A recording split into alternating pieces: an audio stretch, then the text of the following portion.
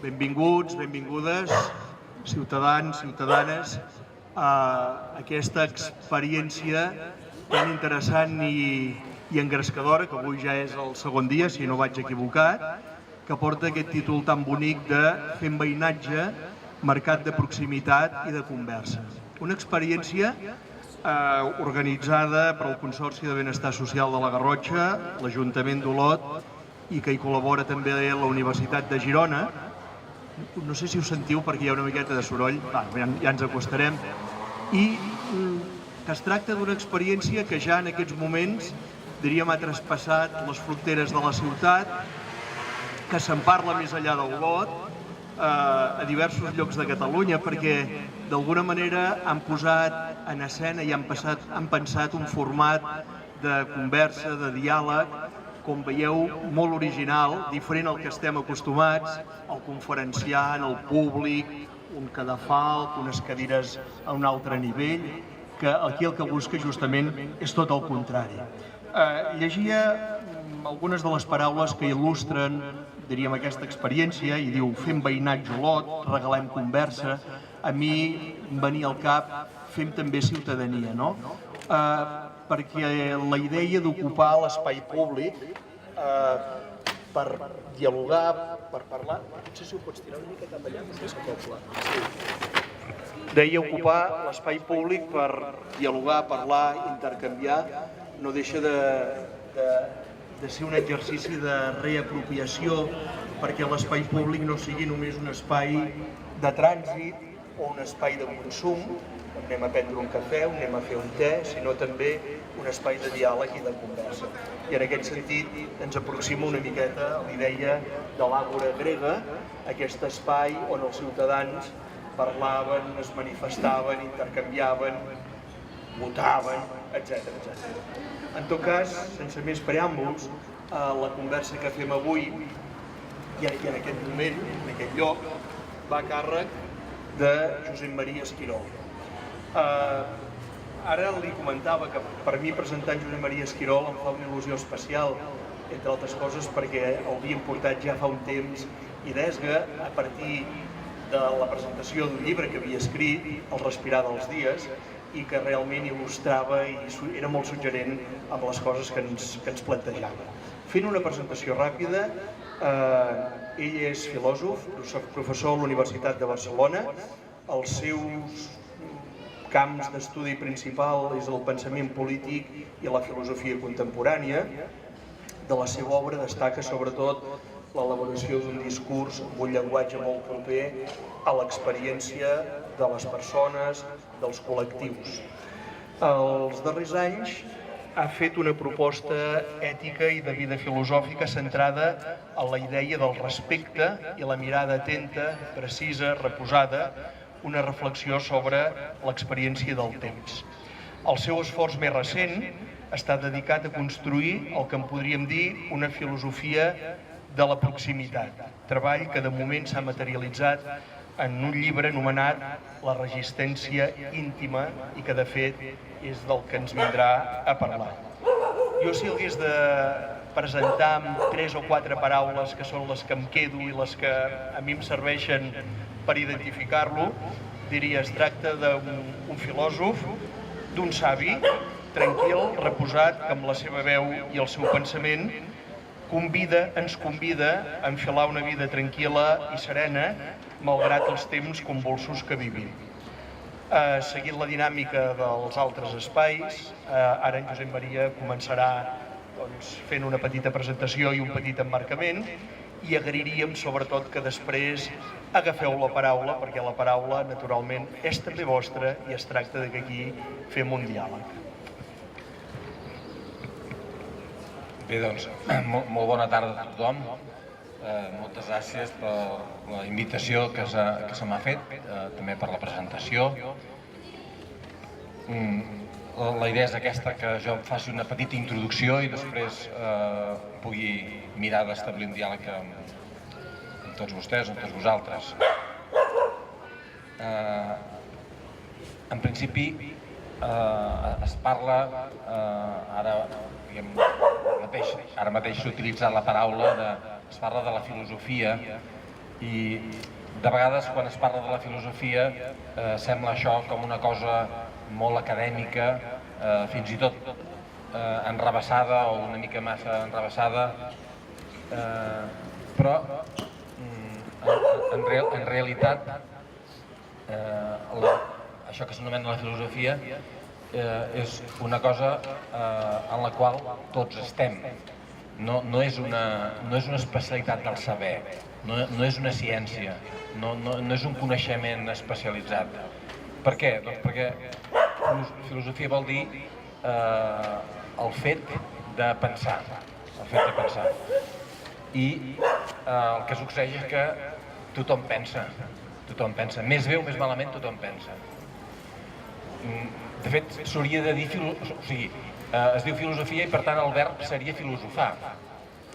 Però filosofar sona una mica malament, per tant el verb pròpiament dit, que és el més important, de tot el més important és el verb. Es diu la filosofia, això és un substantiu, és un nom, però on és la filosofia? No hi ha una cosa immaterial que sigui la filosofia, hi ha una acció, que és l'acció de pensar. I qui pensa? Tothom pensa. Què és el que succeeix? Doncs que hi ha algunes persones que han destacat, al llarg del temps han destacat. Per què han destacat? Perquè han pensat les coses molt a fons, han anat molt a fons en alguns temes, si més no, han anat molt a fons. I a aquests que han anat molt a fons se'ls sol anomenar filòsofs. És cert, però, que hi ha moltes persones que han anat a fons i potser són anònimes i no es coneixen.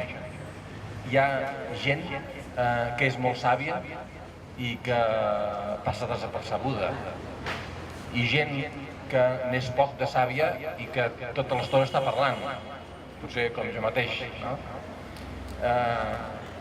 Per tant, el pensament és una cosa repartida, molt repartida, i de vegades molt silenciosa, de vegades molt discreta.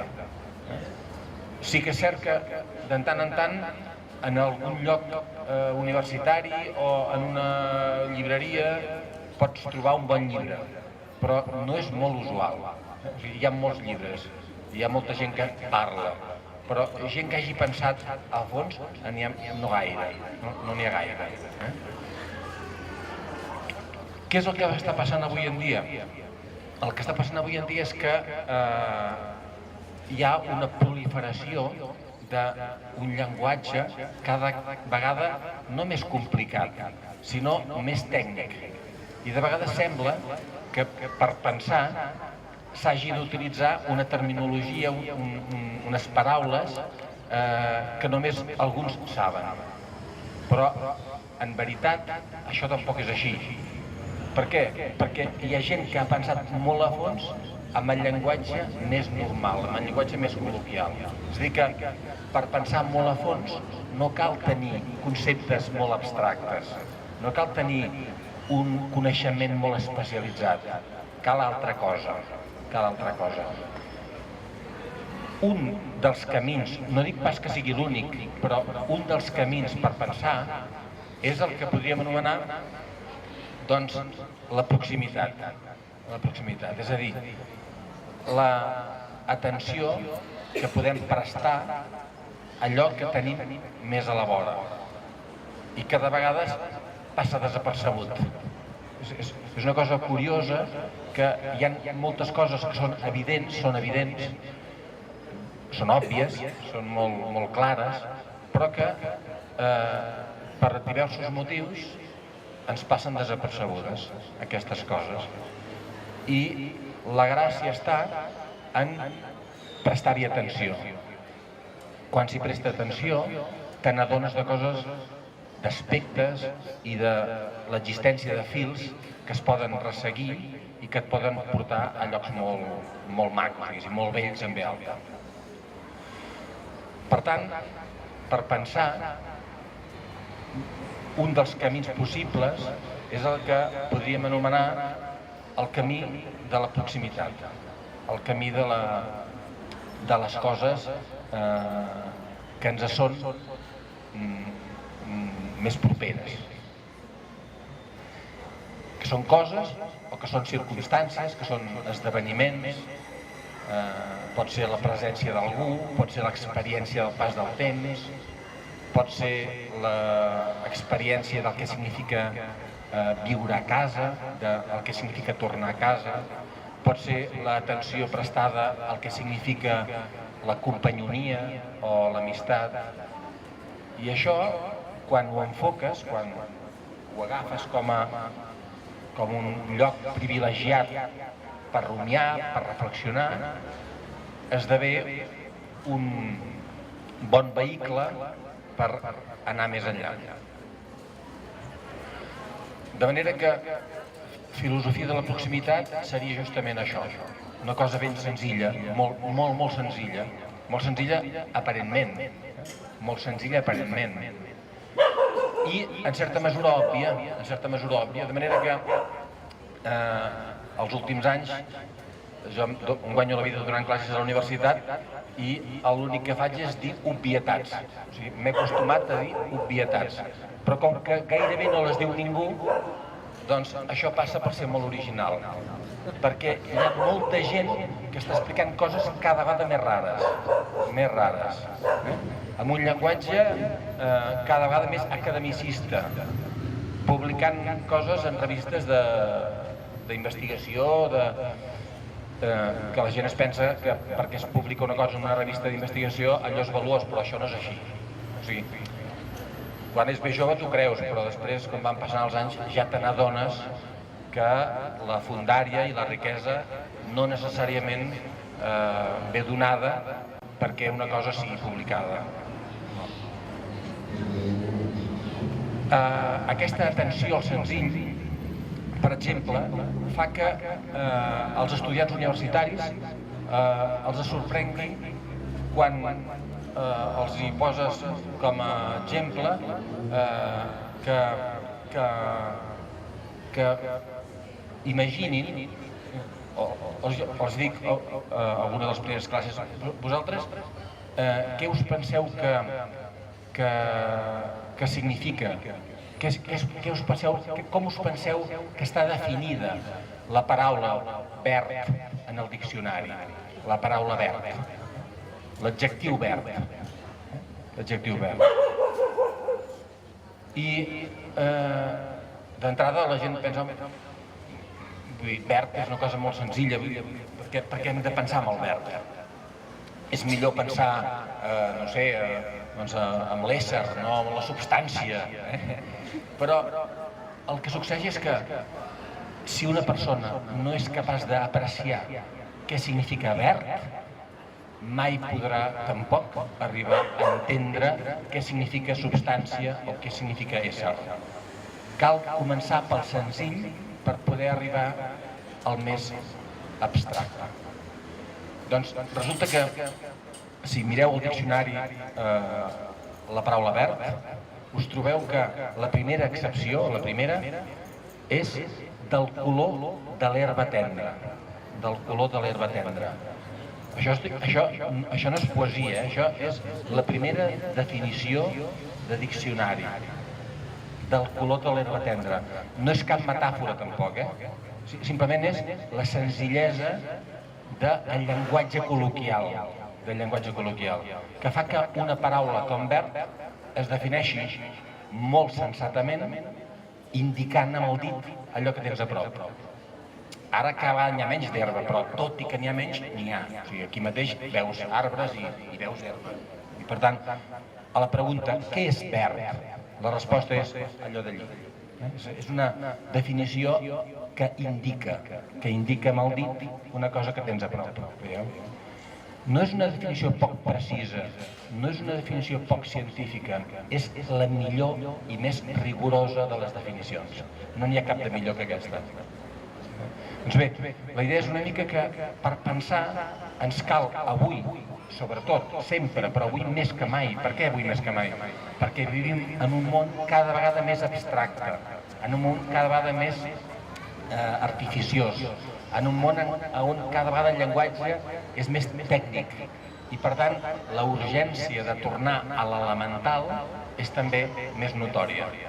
Per pensar, doncs, cal anar a la proximitat, cal anar a l'elemental. Cal una mena de nova fidelitat a l'elemental. I d'aquesta manera pots començar a recórrer un camí molt ric, molt ric. Un camí realment d'un pensament sensat, d'un pensament, com ho diríem, d'un pensament sensible, d'un pensament sensible en el sentit diguem, molt viu. Sensible perquè viu, sensible perquè molt lligat a les coses que viuen, que bateguen. Aquesta és una mica la idea que encapçala aquesta expressió que abans has esmentat de filosofia de la proximitat. Filosofia de la proximitat vol dir això. Un podria dir, només vol dir això? Doncs sí, només vol dir això. Només vol dir això. I llavors, el que estava comentant és que amb aquesta mena de... perquè un camí és literalment un mètode. O sigui, avui, veieu, té una altra cosa, es parla molt de les metodologies, veieu? Les metodologies. Jo pregunto, per què s'ha de parlar tant de metodologies? I ja està bé, tampoc no hi ha cap problema si algú parla de metodologies, jo també en parlo algun cop. Però no cal abusar, perquè, veuen, metodologies ve de mètode, i mètode ve de camí, mètode significa camí. Doncs camí significa justament això, la manera d'anar d'un lloc a un altre. Per anar d'un lloc a un altre necessites un camí, és a dir, un mètode. La pregunta és, per què cal parlar tant de metodologies i no, en canvi, de mètodes? Doncs perquè hi ha aquesta tendència molt fàcil cap a l'abstracció. I a la gent, alguns tècnics, fins i tot, alguns experts, els sembla que parlar de metodologies els hi dona un tarannà més seriós, perquè mètode els hi ha quedat curt, mètode. I llavors no se n'adonen que són ells els que es queden curts en no utilitzar aquestes paraules més senzilles, perquè mètode és més potent que metodologia. I per què és més potent? Perquè està més a la base. Tot el que està més a la base és més potent que no pas el que està a la base. És clar que es pot abstreure, o sigui, no hi ha cap problema en l'abstracció, però sempre cal que l'abstracció estigui arrelada, estigui connectada amb la base i que se sàpiga d'on ve, perquè si no et perds. Literalment et perds en la confusió. Bé, doncs el que volia dir, i amb això ja deixo aquesta primera introducció, és que amb aquest mètode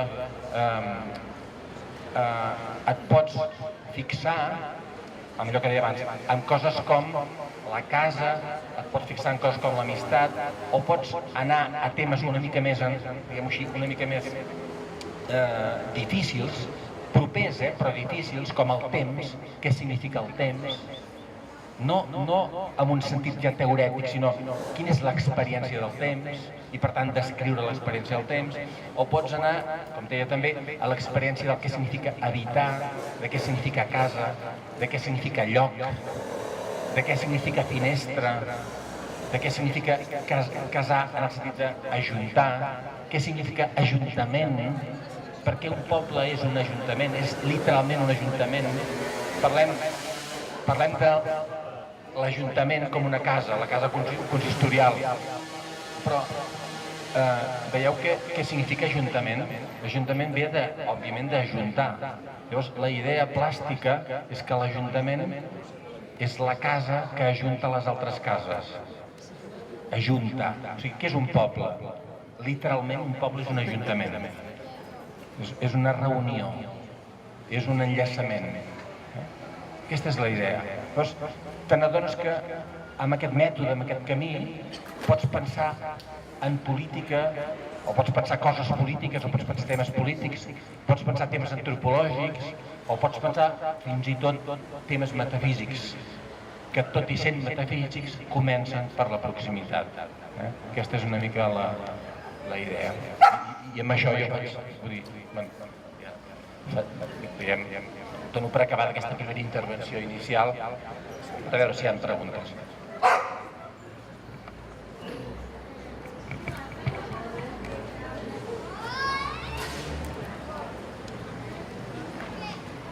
Animeu-vos, perquè si no què farem?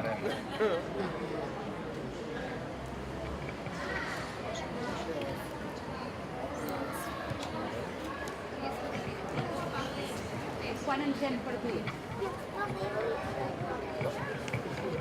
I quan ens hem perdut? O sigui, si la senzillesa realment és l'essència, diguéssim, aquesta voluntat de deixar aquesta senzillesa per aquesta complicació o aquestes definicions tan complexes, a què respon?